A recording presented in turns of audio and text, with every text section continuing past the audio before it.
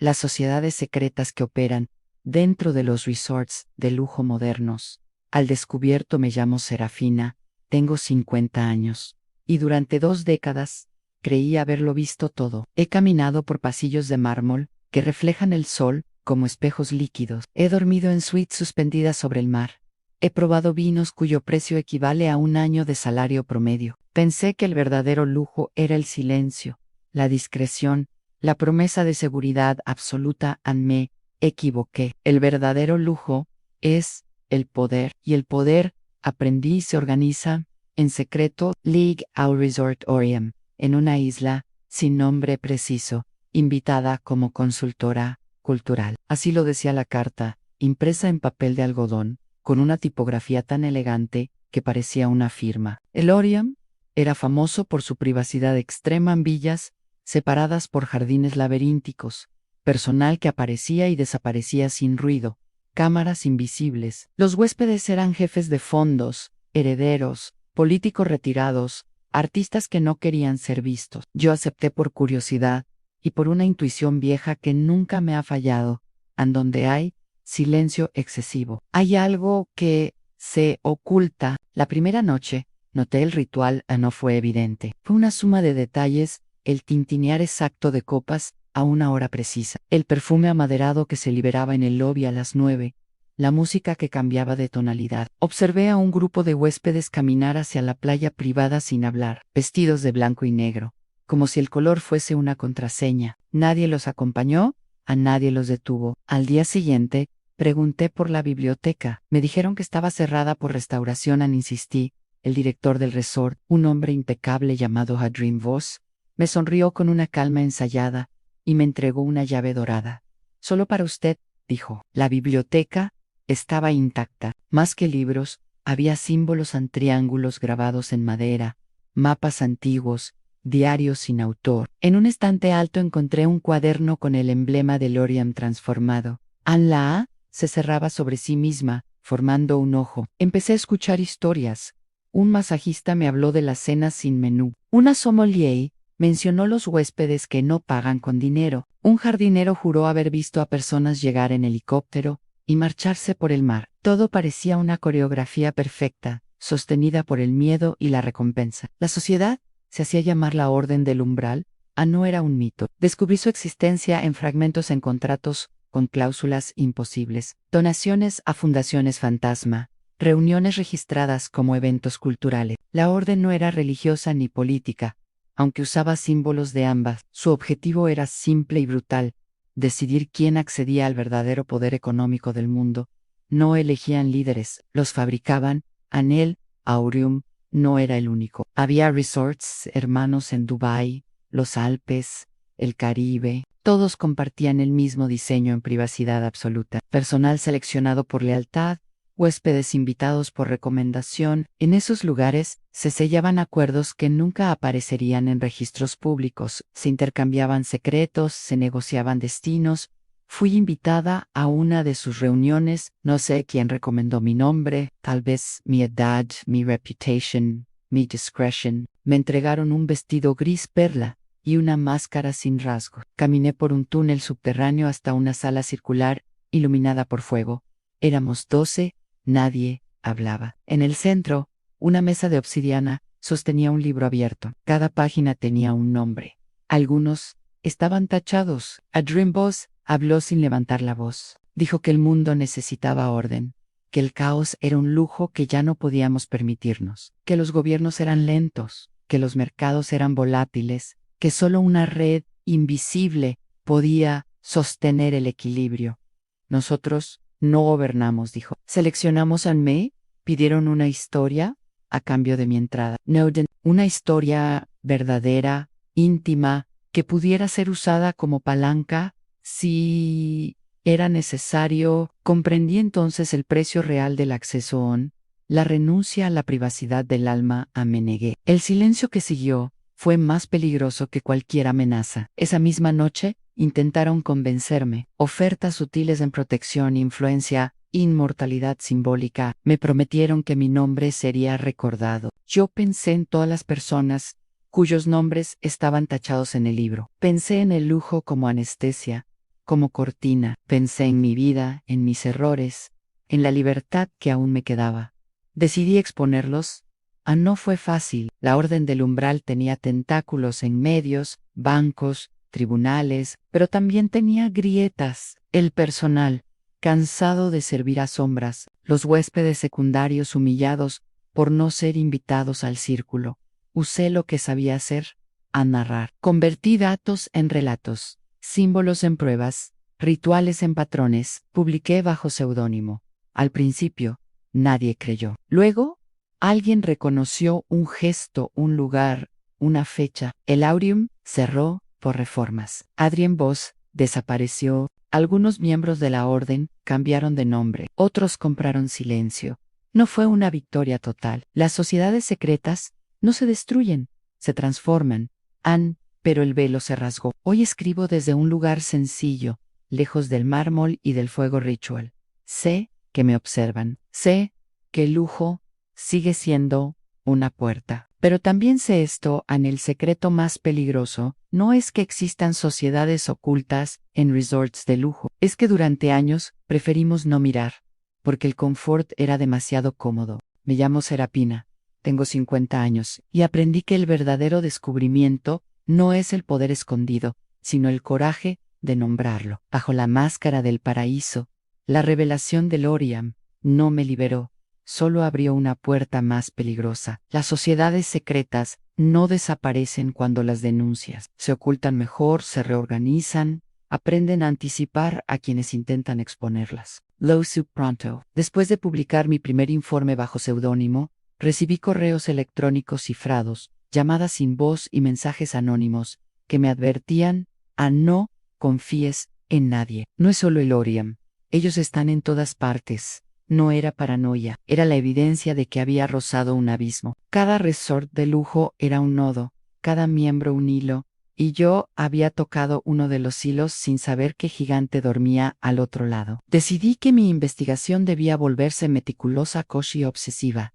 No podía permitir que el miedo me paralizara. Al contrario, debía usarlo como guía. La red internacional, mi primera pista concreta, llegó de un correo, de un hombre que se hacía llamar Mistral. Nadie sabía si era huésped o personal. Su mensaje estaba lleno de cifras, coordenadas y nombres codificados. Me citaba en un resort en las Islas Cícladas, un lugar que parecía diseñado para turistas, pero que, según él, albergaba otra entrada de la orden. El viaje fue incómodo y silencioso. Cada paso parecía observado. En el aeropuerto, sentí miradas que se deslizaban sobre mi rostro como cuchillas invisibles. El resort era más pequeño que el Aureum, pero igual de lujoso, en suites con terrazas privadas, jardines que parecían laberintos, personal que sonreía sin reflejar emoción. Mistral apareció al anochecer. Era un hombre de unos 40 años, cabello oscuro, ojos grises, con una expresión que mezclaba cansancio y desconfianza. Nos sentamos en un café frente al mar, bajo luces cálidas que apenas iluminaban su rostro. No estás segura, dijo primero, sin preámbulos. Ellos saben que estás investigando. Te vigilan desde que saliste del Aureum. Lo sé, contesté, y si no supiera, no estaría aquí. Hizo un gesto con la mano, y un camarero silencioso nos trajo una carpeta sin abrir. Dentro había documentos, fotografías y una lista de resorts de lujo en todo el mundo, cada uno con un código que parecía arbitrario, pero que al analizarlo mostraba un patrón a nombres de propietarios, miembros de la orden, que frecuentaban cada lugar, fechas y rituales. Cada resort tiene un propósito, explicó Mistral. Algunos son financieros, otros políticos, otros culturales, pero todos comparten algo en el control.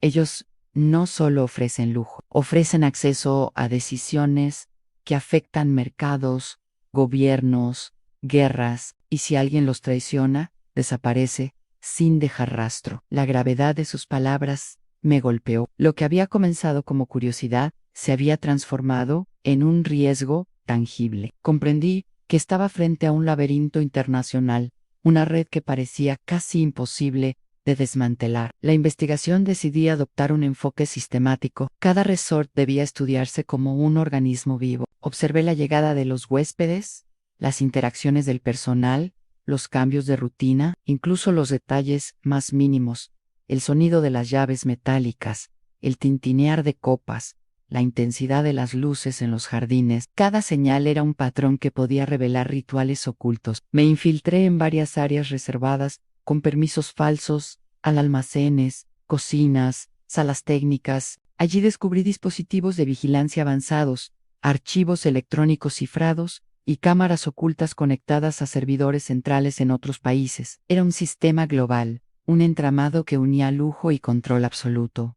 Pero no todo era tecnología. La orden operaba también a través de la psicología. Observé cómo ciertos huéspedes eran cuidadosamente seleccionados para formar vínculos con otros, cómo se les ofrecían experiencias diseñadas para revelar debilidades o deseos ocultos, cómo se construía un mapa psicológico de cada invitado. Algunos terminaban siendo aliados, otros se convertían en fichas de intercambio. Una noche, mientras revisaba registros de invitados, en un resort del Caribe, descubrí algo inquietante. La lista de nombres tachados del libro del Oriam estaba encriptada en un servidor de acceso restringido. Los nombres coincidían con personas desaparecidas o arruinadas financieramente, pero que jamás aparecían en noticias públicas. Comprendí que la orden ejercía un poder invisible, capaz de moldear la vida de personas que jamás habían sospechado su existencia. La cena del umbral fue Mistral, quien sugirió que debía asistir a una cena del umbral. No era un evento social,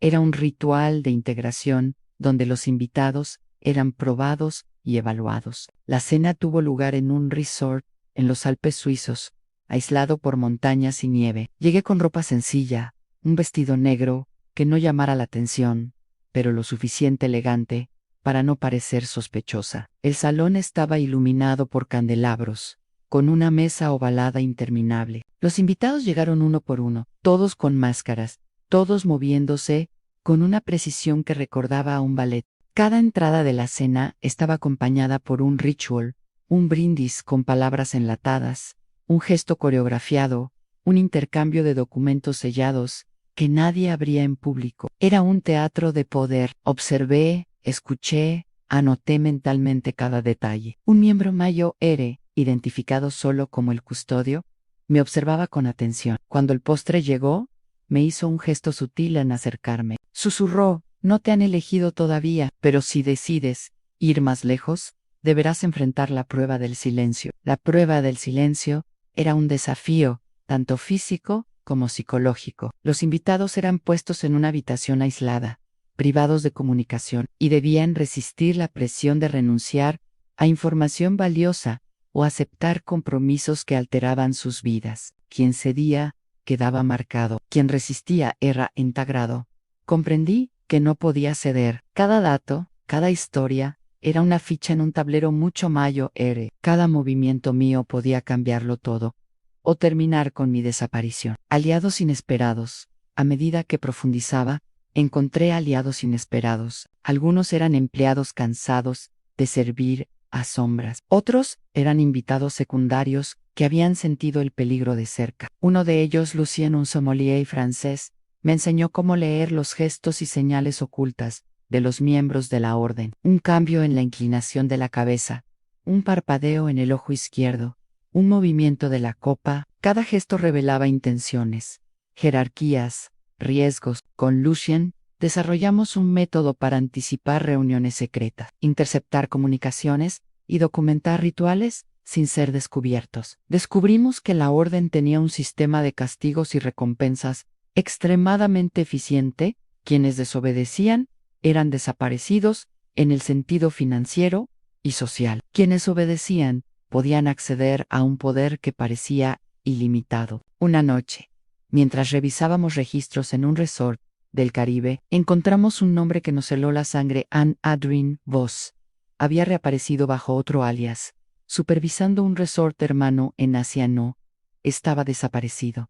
Se había reinventado. La orden era inmortal, y sus miembros aprendían a sobrevivir a cualquier exposición. La estrategia de Serapina. Comprendí que la confrontación directa era imposible. La orden tenía recursos ilimitados y conocimiento avanzado de psicología y vigilancia. Pero había algo que no podían controlar en la narrativa: Los secretos dependen del silencio. La exposición depende de contar historias. Decidí crear un plan en 3 fases en uno. Documentación exhaustiva, recopilar pruebas irrefutables de la existencia de la orden, de sus resorts, miembros y rituales, sin dejar rastros que pudieran poner en peligro a los aliados. 2. Publicación estratégica. Difundir la información de manera que los medios y organismos internacionales no pudieran ignorarla, pero protegiendo mi identidad y la de los colaboradores. 3. Desestabilización controlada. Utilizar los mismos mecanismos de la orden en su contra, sembrando dudas internas,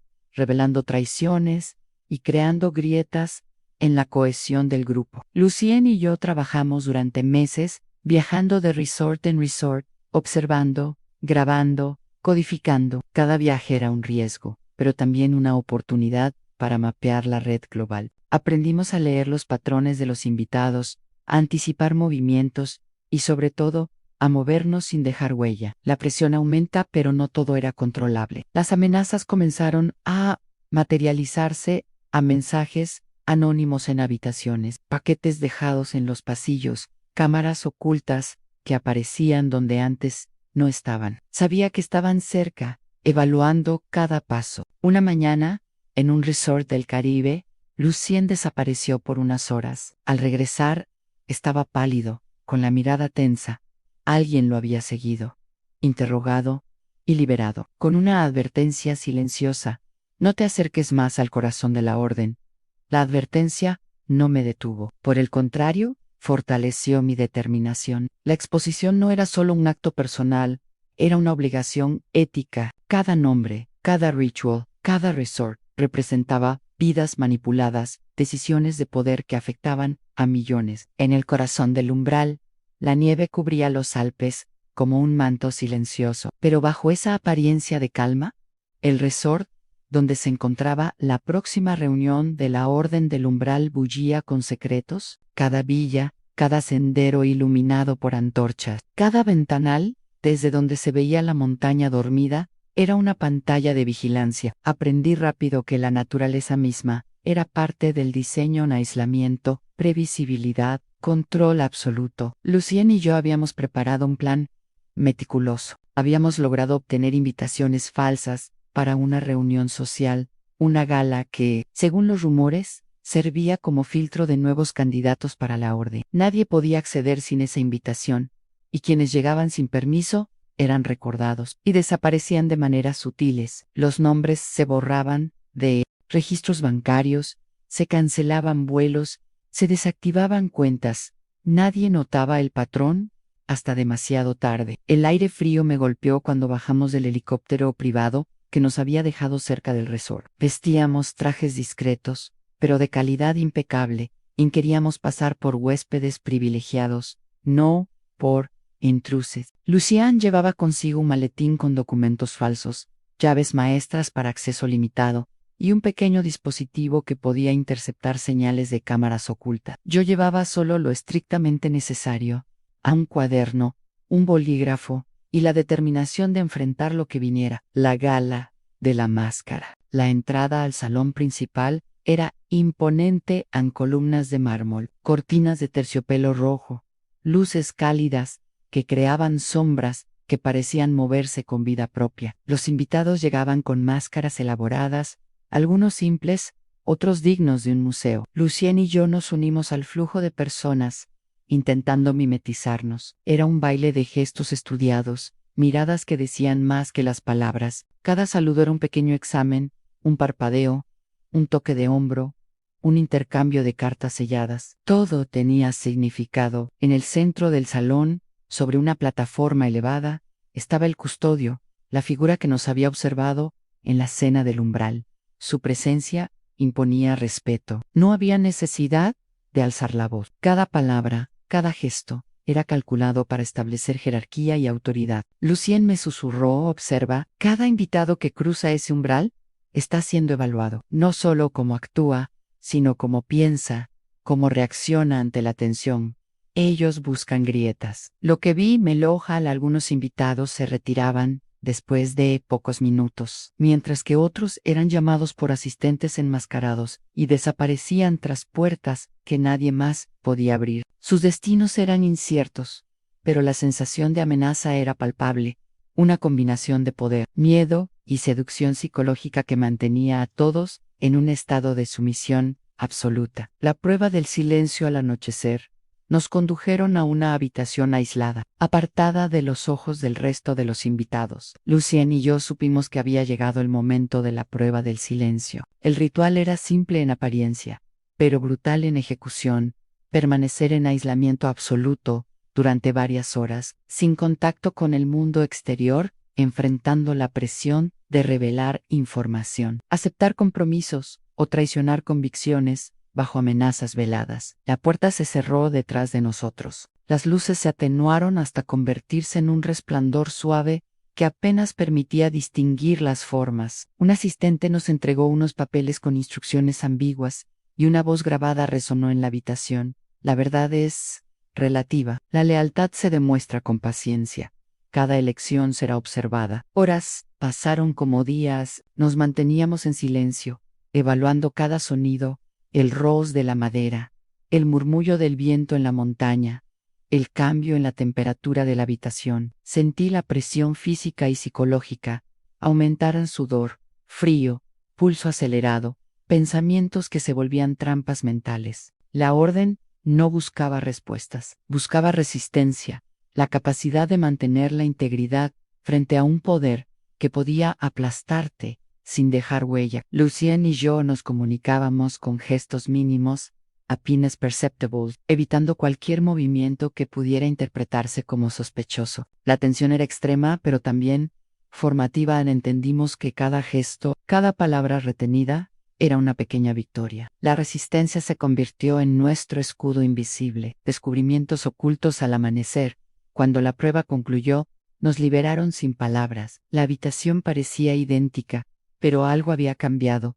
Ahora éramos parte del mapa interno de la orden. Sabían que habíamos resistido, que no nos doblegaríamos fácilmente. Esto nos daba acceso a información que antes estaba sellada. En los siguientes días, accedimos a documentos internos que revelaban la estructura real de la Orden del Umbral. Descubrimos que cada resort operaba bajo un código numérico que no solo identificaba ubicación geográfica, sino función estratégica. Códigos Alpha Resorts financieros, donde se decidían inversiones globales, movimientos de capital y adquisición de empresas estratégicas. Códigos Beta Resorts políticos, utilizados para influir en elecciones, establecer alianzas y neutralizar opositores. Códigos Gamma Resorts Culturals, enfocados en manipular la opinión pública mediante arte, literatura y eventos sociales de alto nivel. El Oriem, que pensé que era el epicentro, era solo un nodo clave del código alfa a los resorts hermanos en Dubái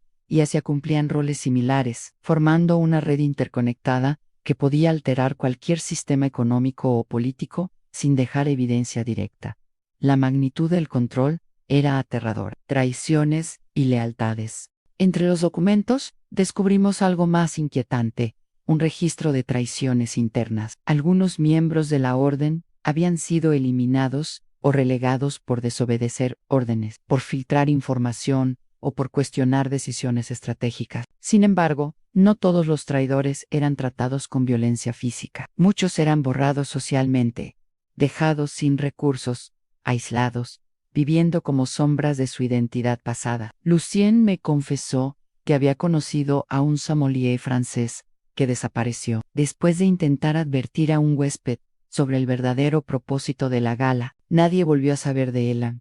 La lealtad era recompensada con poder, pero la traición se pagaba con el olvido o la ruina. Entendí que la orden no necesitaba matar para controlar. Su poder psicológico era suficiente para mantener el silencio. La confrontación con Adrien Vos. El verdadero momento crítico llegó cuando descubrimos que Adrien Vos, el hombre que había comandado el Aureum, estaba presente en la gala bajo otro alias. No solo sobrevivió a mi exposición inicial, sino que se había reintegrado a la red con influencia renovada. Verlo caminar entre los invitados, imperturbable, me hizo comprender que la orden era prácticamente inmortal. Sus miembros aprendían a adaptarse, a esconderse y a manipular, incluso después de ser desenmascarados. Sabía que un enfrentamiento directo era suicida. Sin embargo, necesitábamos confrontarlo, al menos simbólicamente. Lucien y yo elaboramos un plan: exponer su identidad mediante documentos y pruebas internas, crear evidencia de su manipulación y de su red global, pero sin revelar nuestra presencia en la gala. La estrategia era lenta y precisa. Cada movimiento debía calcularse para evitar represalias inmediatas. La grieta en la orden. Mientras estudiábamos los documentos y observábamos los movimientos internos, empezamos a notar grietas. Algunos miembros secundarios mostraban dudas, inquietudes o incluso resentimiento hacia la jerarquía. Algunos habían sido obligados a actuar contra sus convicciones y buscaban maneras de desestabilizar la estructura desde dentro. Lucien y yo comenzamos a tejer alianzas discretas, ofreciendo protección, información codificada y rutas de escape. Descubrimos que la orden, a pesar de su poder, no era invencible. Su fortaleza residía en el miedo y el control psicológico. Pero donde había miedo, también había fisuras en la ambición desmedida. Los secretos compartidos inadvertidamente y las lealtades frágiles podían convertirse en armas. Comprendimos que el verdadero poder de exposición no dependía de la confrontación directa, sino de utilizar sus propios sistemas en su contra. Preparando la exposición, decidimos que la fase final de nuestra operación consistiría en 1. Recopilar evidencia irrefutable en documentos internos, registros financieros, nombres codificados de miembros y resorts, rituales documentados, pruebas de manipulación y desapariciones. 2. Establecer canales seguros de difusión a medios internacionales de investigación, periodistas de confianza, organismos financieros y políticos que pudieran validar la información. 3. Desatar la grieta interna, contactar discretamente a miembros descontentos, revelar errores de la jerarquía y sembrar dudas sobre la lealtad de figuras clave como Adrian Voss. Era un juego de ajedrez, donde cada pieza representaba vidas, secretos y poder global. La exposición debía ser tan meticulosa que incluso los miembros más astutos no pudieran neutralizarla antes de que el mundo comenzara a ver la red. El precio del coraje mientras avanzábamos en el plan. Comprendía algo fundamental: el lujo, el poder y la riqueza no son neutrales. Donde se esconde el lujo absoluto, se esconden decisiones que afectan vidas enteras. La orden del umbral no solo ofrecía confort, ofrecía control absoluto, la capacidad de decidir quién prospera y quién desaparece. Ser consciente de eso significaba cargar con una responsabilidad enorme, incluso cuando nadie te observa. Lucien y yo entendimos que la exposición sería un riesgo extremo. Podríamos perderlo todo: nuestra identidad, nuestra seguridad, incluso nuestra vida. Pero también sabíamos que el silencio perpetuaba un poder invisible, una tiranía disfrazada de paraíso. La decisión estaba tomada: seguiríamos adelante, enfrentando la red, utilizando su fuerza contra ellos y mostrando al mundo lo que nadie debía ver. El corazón del umbral había sido tocado, y ahora dependía de nosotras convertir esa grieta en un rayo de luz. Sabíamos que la batalla apenas comenzaba y que cada paso siguiente sería más peligroso, más calculado, más arriesgado que el anterior. Pero por primera vez sentí que la exposición podía ser real, que la orden podía tambalearse y que incluso un secreto tan profundo como el poder absoluto en resorts de lujo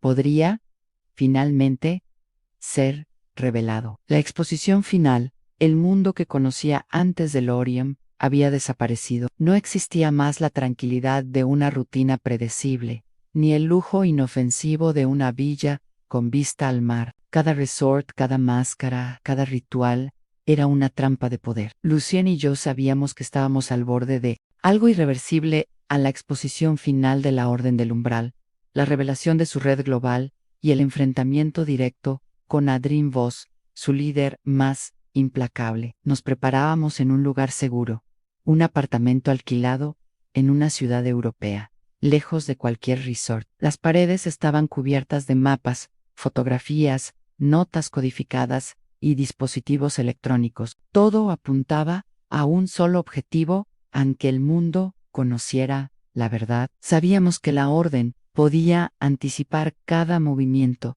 y que cualquier error sería fatal. El plan maestro, nuestra estrategia se dividía en 4 fases críticas. 1. Infiltración final al acceder a los servidores centrales de la orden, ubicados en un resort de lujo en Asia, donde se almacenaba la información más sensible en identidades de miembros, rituales, listas de control financiero y político. 2. Alianzas internas en convencer a miembros secundarios descontentos de colaborar con nosotros, ofreciendo protección y la posibilidad de escapar sin represalias. 3. En difusión global, enviar la información a medios internacionales, organismos financieros y políticos, de manera que fuera imposible suprimirla. 4. En exposición directa de Adrien Vos, garantizar que el líder máximo de la orden quedara desenmascarado públicamente, asegurando que su influencia desapareciera, o al menos quedara comprometida. Cada fase era peligrosa. El margen de error era mínimo. La orden había aprendido a anticipar movimientos, a neutralizar amenazas y a manipular la información antes de que llegara al público. Pero también tenían debilidades, exceso de confianza, rivalidades internas, miembros que resentían la jerarquía. LA Infiltration. Llegamos al resort en Asia bajo identidades falsas. La entrada era estricta tan solo. Miembros autorizados podían acceder a ciertas áreas y las cámaras de seguridad estaban por todas partes. Gracias a los dispositivos de Lucien, logramos interceptar las señales y neutralizar temporalmente los sistemas de vigilancia en ciertas zonas. Dentro del resort, cada pasillo era un laberinto, cada puerta una barrera. Nos movíamos como sombras, evitando sensores de movimiento y personal cuidadosamente seleccionado para detectar intrusos. Finalmente, llegamos a la sala de servidores en un cuarto frío, con cables que serpenteaban como raíces metálicas, pantallas que mostraban nombres, ubicaciones y códigos cifrados. Allí encontramos lo que temíamos y esperábamos en registros completos de la red global de la Orden, incluyendo resorts de lujo en el Caribe, Dubái, Alpes, Cícladas, Asia y Europa. Cada miembro estaba identificado con alias y códigos, cada ritual registrado, cada transacción documentada. Adrien Vos aparecía repetidamente supervisando la red, firmando decisiones que afectaban a mercados, gobiernos y personas individuales. Aliados internos. Mientras recopilábamos la información, Lucien y yo establecimos contacto con miembros internos descontentos. Algunos eran responsables de la logística, otros de seguridad o finanzas. Habían visto demasiadas injusticias, demasiadas desapariciones silenciosas, y querían romper la cadena. Uno de ellos, un asistente financiero llamado Hiro, nos ayudó a descargar copias de seguridad de los servidores en discos encriptados. Otro, Maya, miembro del personal de protocolo, nos proporcionó documentos físicos que demostraban las manipulaciones de Adrien y las amenazas a huéspedes y empleados. Con su ayuda, construimos un archivo irrefutable que conectaba cada resort, cada ritual y cada decisión de poder con sus consecuencias reales en el mundo. LA Diffusion. Con todo el material en nuestras manos, comenzó la fase de difusión. El primer paso fue contactar a periodistas de investigación de varios países en Suiza, Francia, Estados Unidos, Japón. Usamos canales seguros, cifrados y presentamos el material de manera que pudiera ser verificado independientemente. La magnitud de la evidencia dejó a todos boquiabiertos. No era solo un resort con secretos, sino una red global capaz de manipular gobiernos, mercados y vidas privadas. En paralelo, enviamos copias a organismos financieros internacionales, quienes comenzaron auditorías y verificaciones. Cada mensaje enviado era un riesgo.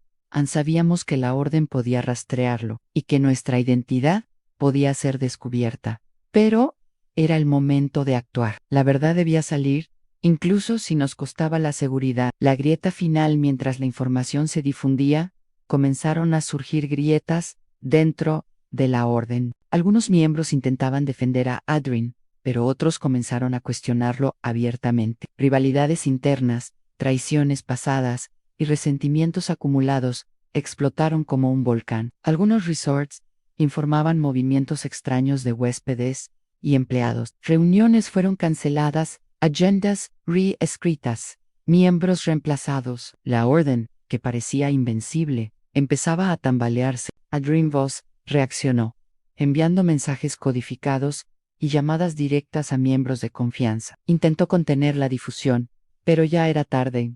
Los medios publicaban, los organismos investigaban, los nombres de los resorts aparecían en titulares internacionales. Su imperio de lujo y poder estaba expuesto. El enfrentamiento con Adrien, el clímax, llegó cuando decidimos confrontarlo directamente. Sabíamos dónde se encontraba Anne, en su resort en Dubái, supervisando la respuesta a la filtración. Viajamos con identidades seguras y acceso limitado, como si fuéramos invitados más. La sala donde lo encontramos era un despacho enorme, con ventanales que mostraban la ciudad iluminada. Adrien nos esperaba, como si supiera que llegaríamos. Serapina dijo, con voz tranquila, casi divertida.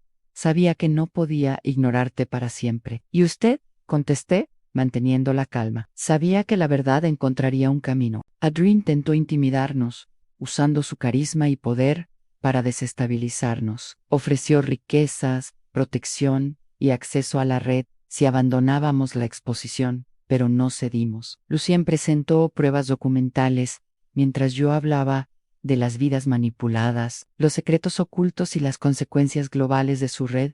El hombre cambió, primero incredulidad, luego furia contenida. Intentó argumentar que la orden no era malvada, solo necesaria. Respondí con hechos, documentos, testimonios de aliados internos. La confrontación fue mental, no física. En cada palabra que pronunciábamos debilitaba su autoridad. Cada evidencia mostrada desmoronaba su control. Finalmente, Adrien comprendió que su reinado había terminado. No había golpe físico, ni explosión dramática. La exposición y la resistencia de sus propios miembros habían hecho lo que la fuerza nunca podría lograr, han destruir su poder desde dentro. El mundo conoce la verdad. La información se filtró a medios internacionales, organismos financieros y gobiernos. Los resorts de lujo de la Orden del Umbral fueron investigados, y varios cerrados temporalmente. Documentos internos y testimonios revelaron la magnitud del control ejercido sobre personas y mercados. DreamVoz y otros líderes fueron identificados públicamente, sus alias desvelados, sus operaciones expuestas. El impacto fue inmediato. Han pérdidas financieras, escándalos políticos, investigaciones internacionales, pero también hubo justicia para algunos empleados y huéspedes que habían sufrido en silencio. La red global de manipulación había sido desenmascarada, y aunque no todos los miembros fueron capturados, la estructura quedó gravemente debilitada. El precio del coraje. Lucien y yo regresamos a un lugar seguro, lejos de los resorts y de las ciudades principales. Sabíamos que la orden aún existía, que miembros aislados podían intentar reagruparse, pero también sabíamos que el secreto más peligroso había sido revelado en el control absoluto, disfrazado de lujo. El mundo ahora podía ver lo que habíamos descubierto. La exposición había salvado vidas, desmantelado manipulaciones, y mostrado que incluso la riqueza y el poder absoluto podían ser desafiados. Pero también comprendí el precio personal a noches de insomnio, riesgo constante, amenazas invisibles, y la pérdida de anonimato.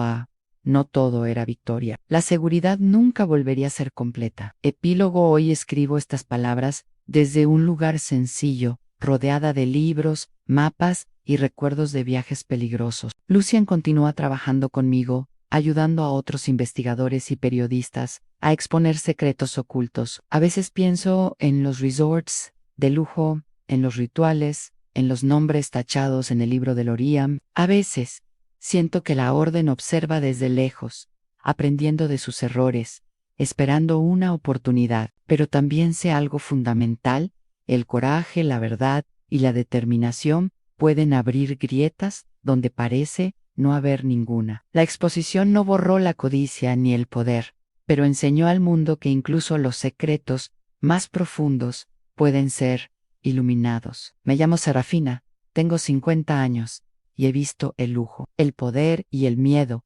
entrelazarse en los resorts más exclusivos del mundo. He sobrevivido a la orden del umbral, he desenmascarado su red y he comprendido que el verdadero secreto del poder no es el dinero ni la influencia, sino la capacidad de decidir entre silencio y la verdad. Y yo, finalmente, elegí la verdad.